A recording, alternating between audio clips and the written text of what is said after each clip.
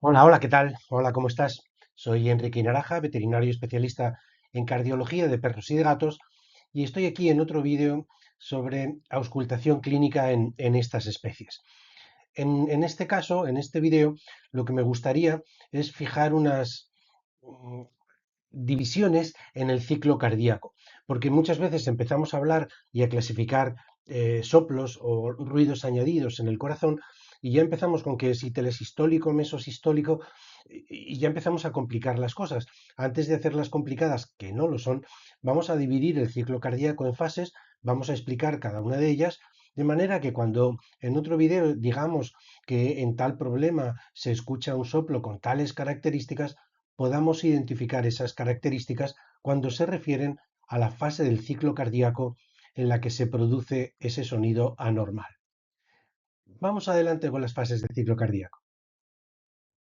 Las fases del ciclo cardíaco, básicamente, esto es elemental, son sístole y diástole. Entonces, bien, ya lo sabemos todos. La sístole es la fase de contracción, pues muy bien. La diástole es la fase de relajación, pues todavía perfecto. Para poder centrarlo de alguna manera gráfica, yo lo que he hecho ha sido irme a electrocardiogramas de tal manera que podemos, por lo menos mentalmente, ubicar un poquito cada una de estas fases y limitarlas. Entonces, la sístole es más breve que la diástole casi siempre en casi todas las frecuencias cardíacas, luego veremos que hay algunas excepciones, y la sístole me va a abarcar en el electrocardiograma desde aproximadamente la mitad de la onda R hasta aproximadamente el final de la onda T. ¿Por qué pongo lo de aproximadamente? Porque la actividad eléctrica y la actividad muscular, que al fin y al cabo la actividad muscular es lo que define sístole y diástole, no están perfectamente coordinadas. Hay un pequeño desfase entre ellas, muy pequeño, pero siendo académicos tenemos que incluir ese pequeño desfase entre cuando se produce y se conduce la actividad eléctrica y cuando se produce la respuesta muscular en consecuencia de esa actividad eléctrica. Una confusión, no un error, pero una confusión relativamente frecuente es cuando nos referimos a sístole y diástole y pensamos en aurículas, ventrículos, corazón. A ver, las aurículas tienen una sístole, tienen una fase de contracción muscular. Perfecto. También tienen una diástole, tienen una fase de relajación muscular. No hay ninguna duda. Los ventrículos tienen una fase de contracción muscular, que es su sístole, y una fase de relajación, que es su diástole. Lo que ocurre es que la sístole y la diástole de las aurículas no es completamente opuesta a la sístole y la diástole de los ventrículos. Entonces, en este gráfico, que ya empezamos con colorines, pero son muy sencillos, en este gráfico lo que vemos es que la sístole de las aurículas, aunque sería intuitivo, no ocupa toda la diástole de los ventrículos. ¿Y por qué? Porque las aurículas no tienen como los ventrículos toda su fase de actividad en contracción muscular.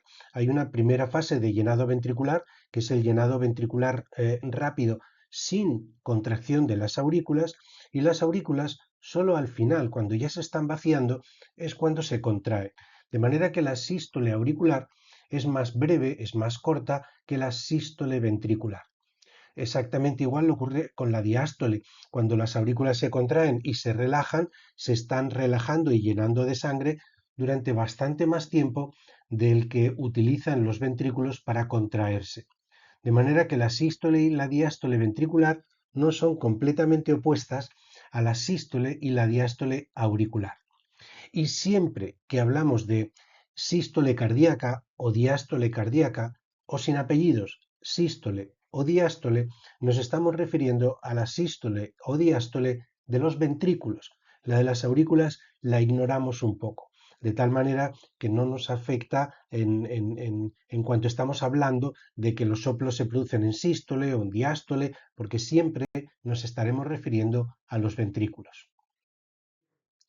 Lo habitual con frecuencias cardíacas bajas es que la diástole tenga una duración, la diástole ventricular, tenga una duración superior a la sístole. De hecho, la frecuencia cardíaca realmente está marcada o está influida por la duración de los periodos de reposo. ¿De reposo de quién? De reposo del corazón. Pero ¿a qué te refieres con el corazón? A los ventrículos. Es decir, el periodo de reposo muscular de los ventrículos, la diástole, es lo que va a marcar la frecuencia cardíaca. En frecuencias cardíacas bajas, la sístole es un tercio, la cuarta parte, la quinta parte, la sexta parte de la diástole. En frecuencias cardíacas muy altas pueden llegar a igualarse y veremos algún ejemplo. Dentro de esta sístole y diástole es donde encontramos y localizamos los dos sonidos cardíacos. Yo los he representado por estas líneas un poco más oscuras. Al principio de la sístole es cuando se produce el primer sonido cardíaco, el cierre de las válvulas mitral y tricúspide, y al principio de la diástole ventricular, al principio de la diástole es cuando se produce el segundo ruido cardíaco, el cierre de las válvulas semilunares o sigmoideas, de la aórtica y de la pulmonar. ¿Esto qué quiere decir? Que como en frecuencias bajas y en frecuencias, vamos a llamar normales, la sístole es más breve que la diástole, lo que ocurre es que el primer y el segundo ruido cardíaco están relativamente cerca y en cambio hay un silencio, hay un descanso que es muy superior a la distancia o al tiempo que separa el primero y el segundo ruido cardíaco. ¿Esto qué quiere decir? Quiere decir que lo normal es que yo escuche 1, 2, un periodo de descanso, nuevamente 1, 2, 1, 2, 1, 2 y así sucesivamente. Expresado de otra manera, la distancia o el tiempo que separa 1, 2 es un tiempo superior al que separa este 2 con el siguiente 1.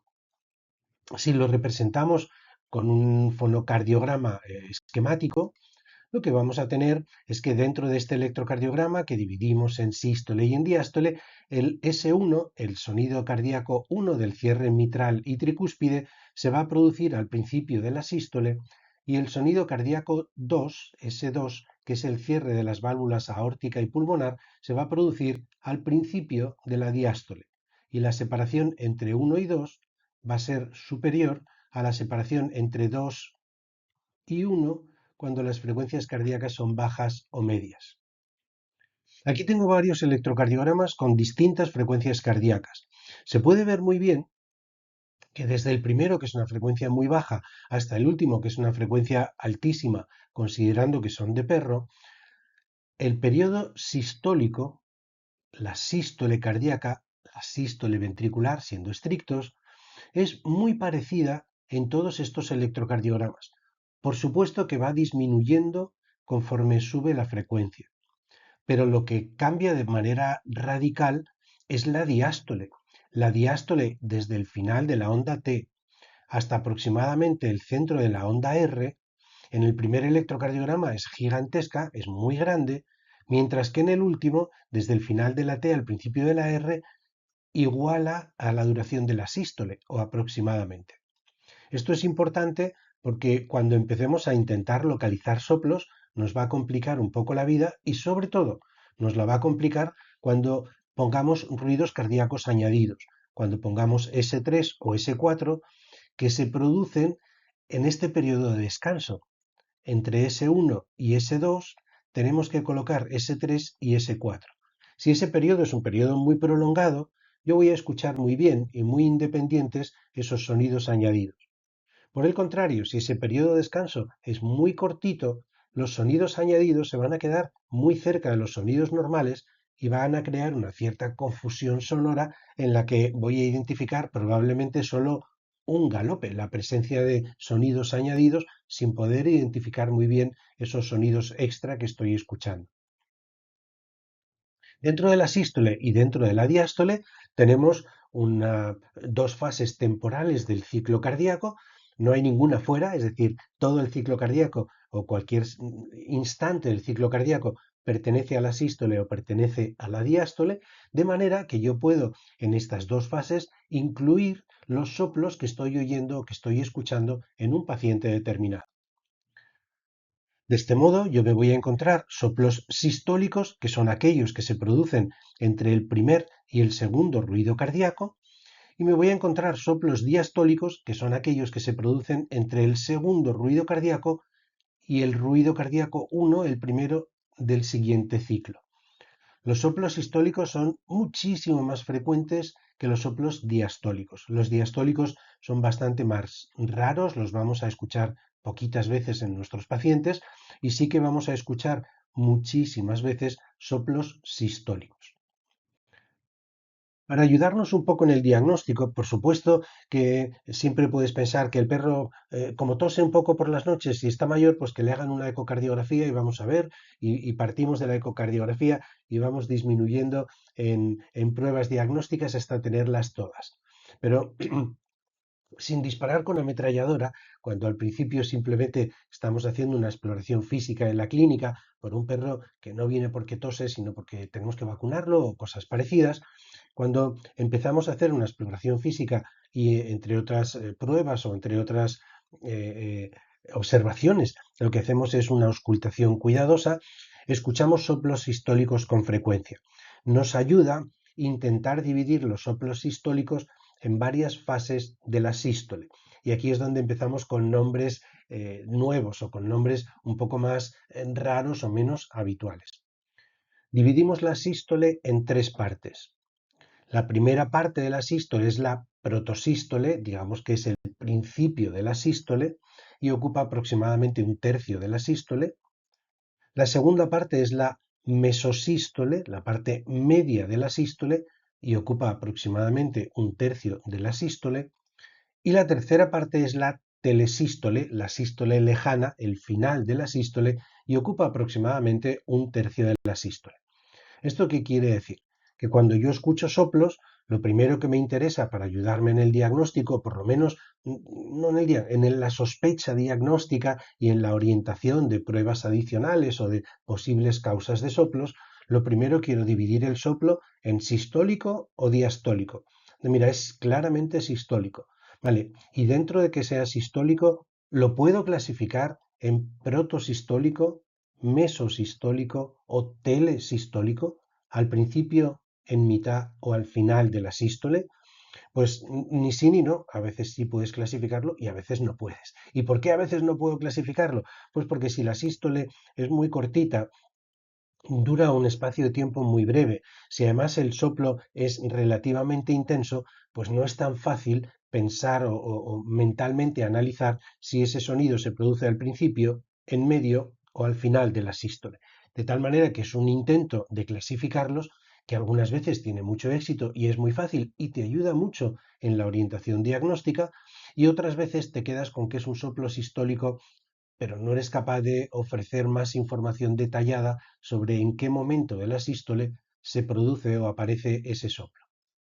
Esto ocurre porque si tenemos en cuenta la duración de estos periodos, esto es un electrocardiograma real de un perro. Este perro va a una frecuencia cardíaca de 120 latidos por minuto. Yo divido la sístole y la diástole. Este registro electrocardiográfico está registrado en 50 milímetros por segundo y al dividir sístole y diástole ya visualmente puedo apreciar que la diástole es prácticamente el doble que la sístole. Simplemente, si cuento cuadraditos del papel milimetrado, pues en azul, que es la diástole, tengo 5, 10, 15, 16. Y en verde, que es la sístole, tengo 5 y 4, 9. 9 y 9, 18. Pues no es el doble, pero casi, casi es el doble de duración. Vamos a verlo con precisión. Con precisión, la sístole en este perro, en este caso, en este momento, dura 0,18 segundos y la diástole dura 0,32 segundos. Insisto, en este momento, en este caso, en este perro, no en todos los pacientes. Si yo divido la sístole en protosístole, mesosístole y telesístole, cada una de estas fases dura aproximadamente 0,06 segundos. Entonces, los soplos protosistólicos se producen en los primeros 0,06 segundos, los soplos mesosistólicos en los 0,06 segundos centrales y los soplos telesistólicos en los 0,06 segundos del final de la sístole. Insisto que estos tiempos que parecen un poco ridículos de 0,06 segundos son cuando el perro tiene una frecuencia cardíaca de 120. Si la tuviese en 180 serían todavía un poco más breves. Ahora ahora vamos a hacer el mismo estudio, una analogía parecida, en un electrocardiograma de un perro que va a 190 latidos por minuto. A 190 latidos por minuto, la diástole dura prácticamente lo mismo que la sístole, ya lo veremos más adelante. Pero la sístole, analizándola, también me sigue durando más o menos 0,18 segundos. Voy contando cuadraditos, cuando estoy en distancias tan pequeñas siempre te queda la duda de si un cuarto de cuadradito, un tercio de cuadradito, medio cuadradito, pero bueno, sobre el papel milimetrado, en principio este electrocardiograma está registrado con una velocidad del papel de 25 milímetros por segundo. El perro va a 190 latidos por minuto, es una frecuencia muy alta para un perro, y lo que encuentro es que la protosístole dura aproximadamente 0,06 segundos, la mesosístole también y la telesístole también.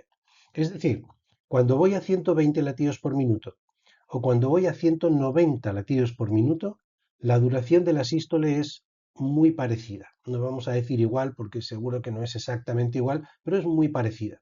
¿Y cuál es la diferencia entre ir a 120 o a 190 latidos por minuto? La duración de la diástole. Esa es la que se ha acortado de una forma muy notable.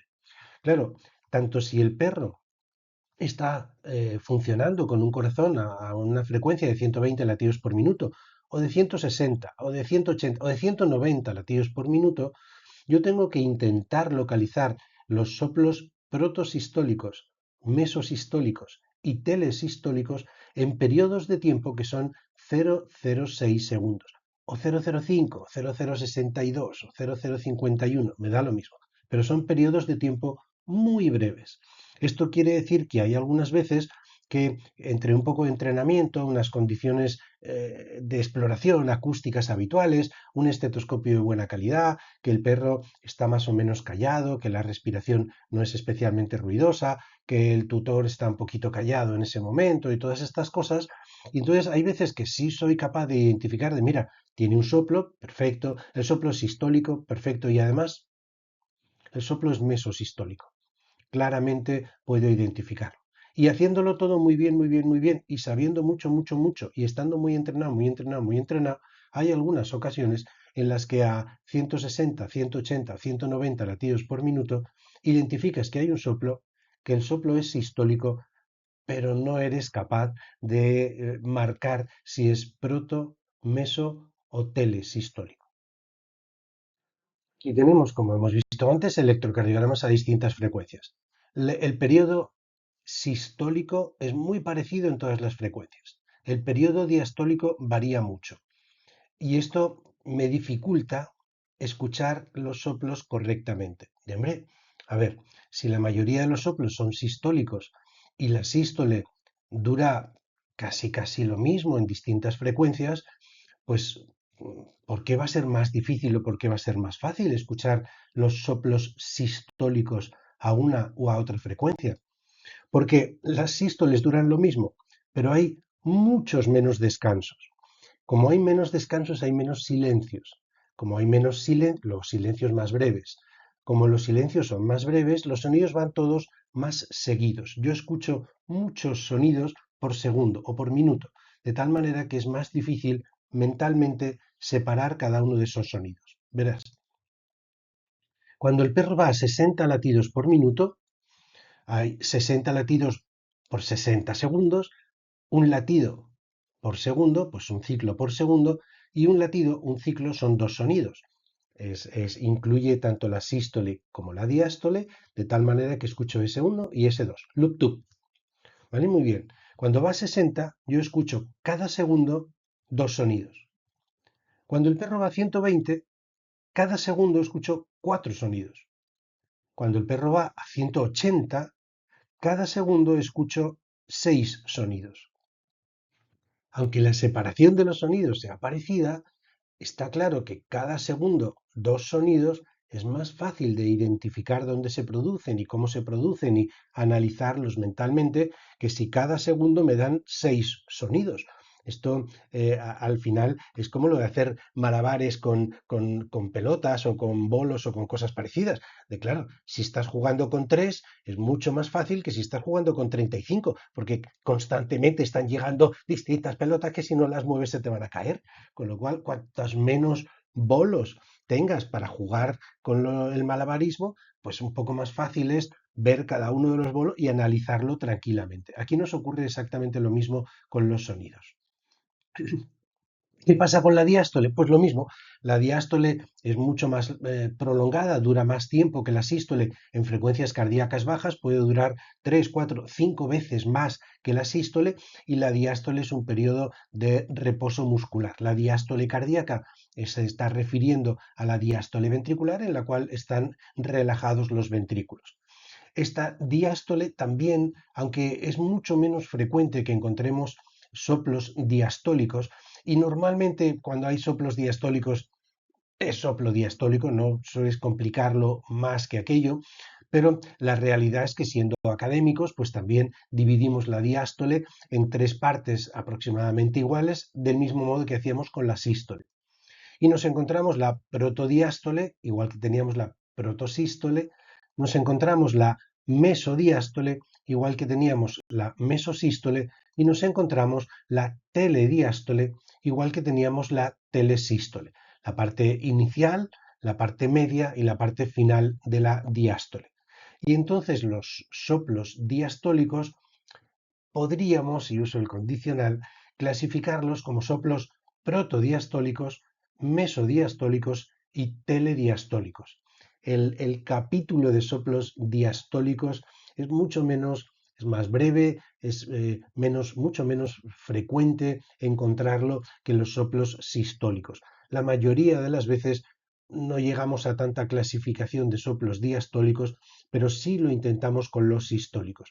Sobre todo porque en los soplos diastólicos una clasificación un poco más complicada, un poco más detallada, no te ayuda tanto en la toma de decisiones diagnósticas, mientras que la clasificación sistólica de soplos sistólicos sí que es muy interesante. Si realmente pudieses clasificar todos los soplos sistólicos por el punto de máxima intensidad, por el momento del ciclo cardíaco en el que se producen, por la intensidad del soplo y por la forma del sonido, de la onda de sonido del soplo, podrías hacer diagnósticos magníficos. Desgraciadamente, el problema no es que esa información no sea confiable, el problema es que esa información no siempre la puedes conseguir en todos los pacientes. La diástole, los periodos de duración de la diástole, de protodiástole, mesodiástole y telediástole, cuando el paciente va a 120 latidos por minuto, son de aproximadamente 0,1 segundo cada uno de estos ciclos, cada una de estas fases. En esta frecuencia cardíaca, las fases de la sístole eran 0,06 segundos, un poquitín más de la mitad, con lo cual en sístoles teníamos 0,06, 0,06, 0,06 y la fase de diástole la tenemos en 0,1, 0,1 y 0,1.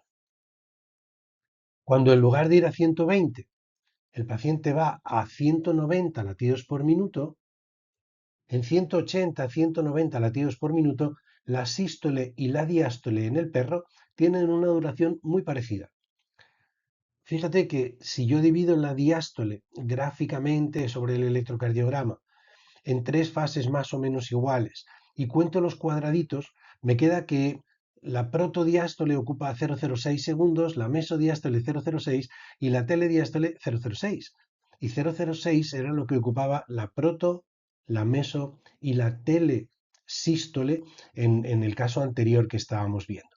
Con lo cual, aquí la sístole se acorta, pero no tanto, y en cambio con estas frecuencias cardíacas tan altas, la diástole se acorta y lo hace muchísimo más que la sístole. Afecta más la frecuencia cardíaca a la duración de la sístole.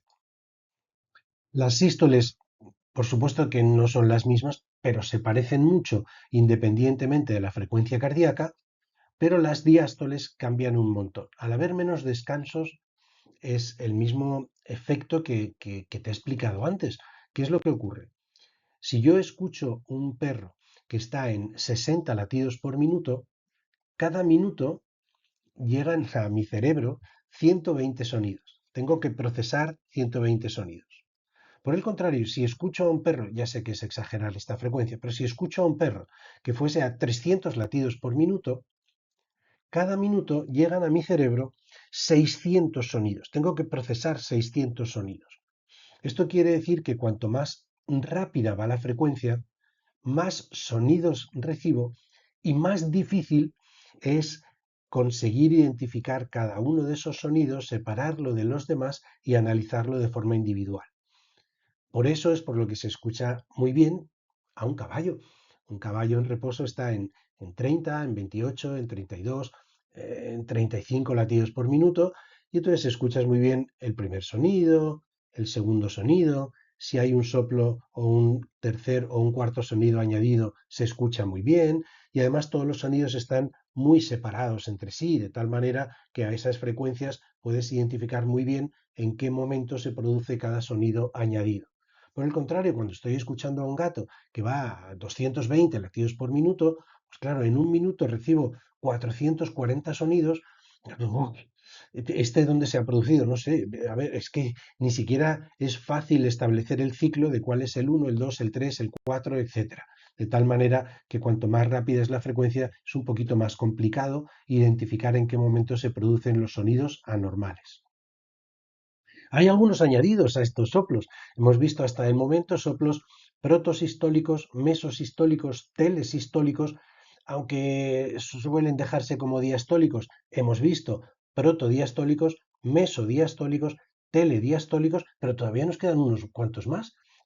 ¿Cuáles? Si no hay más que dos fases, sístole y diástole, y ocupan todo el ciclo cardíaco, no hay ningún otro momento sin clasificar. De sí, verás, hay otros soplos que los podemos añadir aquí. Uno es el soplo holosistólico, que ocupa toda la sístole. Primer sonido cardíaco, soplo. Segundo sonido cardíaco, silencio. Uno soplo dos, uno soplo dos, uno soplo dos. Ese sería el holosistólico. Y también hay un soplo que es el pansistólico, que ocupa toda la sístole. ¿Qué se diferencia del anterior? Que está encima del primer y el segundo sonido cardíaco. De tal manera que el holo sistólico es 1 soplo 2, 1 soplo 2, 1 soplo 2. Y el pan sistólico es soplo, soplo, soplo, soplo, soplo. El soplo se come, se monta encima del primer y el segundo ruido cardíaco. Esto no es tan raro, ni es tan excepcional, ni es tan difícil encontrarlo. Muchísimos perros con problemas degenerativos de la válvula mitral empiezan teniendo un soplo telesistólico. El soplo telesistólico se va ampliando a un soplo meso y telesistólico. El soplo meso y telesistólico se amplía a un soplo holosistólico, y en fases más avanzadas en las que el compromiso hemodinámico es mayor, se convierte en un soplo pansistólico. Y seguro que has escuchado perros con soplos holosistólicos, con soplos pansistólicos y, por supuesto, con soplos telesistólicos, porque seguro que has escuchado un buen montón de perros con problemas de válvula mitral. Lo noten, no lo noten, más sintomáticos o menos, quieran hacer algo o no quieran hacer algo los tutores, pero es una enfermedad bastante frecuente encontrar en clínica canina. En cuanto los perritos se van haciendo mayores, encuentras muchos casos. Esta misma clasificación también la podríamos tener para los soplos diastólicos, de manera que los soplos diastólicos se pueden clasificar en protodiastólicos, mesodiastólicos, telediastólicos, holodiastólicos, 2 soplo, 1 2 soplo, 1 2 soplo, y pandiastólicos, 1 soplo, 1 soplo, 1 soplo. Está ocupándome prácticamente toda la diástole y sobre el segundo y el primer sonido cardíaco. Bueno, pues ya están, ¿no? Soplos sistólicos, diastólicos, protomeso y tele, holo y pan. No, me queda uno. Me queda uno que es el que sabéis todos y estáis pensando cuál, pues es el continuo. El soplo continuo o soplo en maquinaria, que es el soplo que se escucha durante todo el ciclo cardíaco, tanto en la sístole como en la diástole. No se escucha con la misma intensidad, es decir, no es soplo,